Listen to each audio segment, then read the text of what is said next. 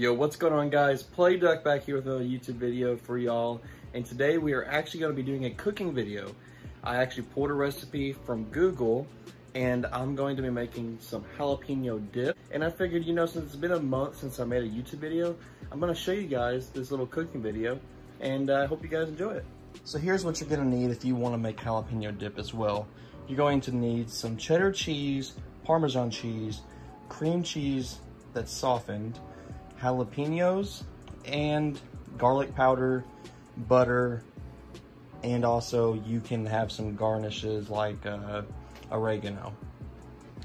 I also forgot to add that you can use parsley as well for garnish, and we're also going to be needing breadcrumbs in the dish.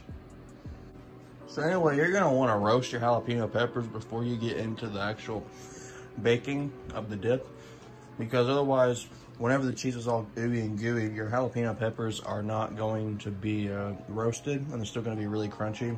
So you're going to want to go ahead and dice up your jalapeno peppers and roast them before you put them into the cheese dip. A little pop never hurt before cooking.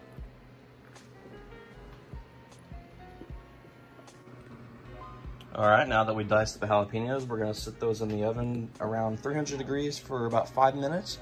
Get them nice and toasted. Then we're going to be getting everything else put together and adding those to our cheese dip.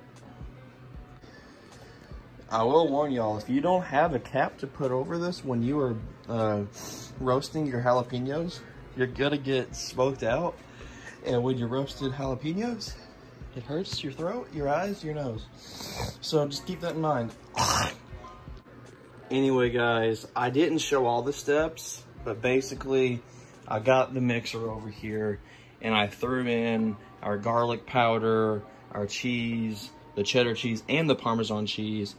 And then I threw in our jalapenos and started mixing it all up. Oh, also forgot, I threw in 8 ounces of sour cream, mixed it all up, dropped it in here, put breadcrumbs on top, and I'm also gonna put butter on it.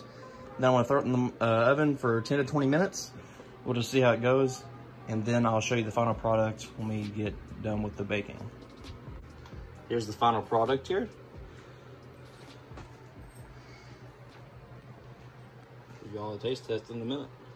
I recorded this back in 2021 and forgot to record me actually eating it, so I apologize for that, but I hope you enjoyed the video, and I'll see you soon.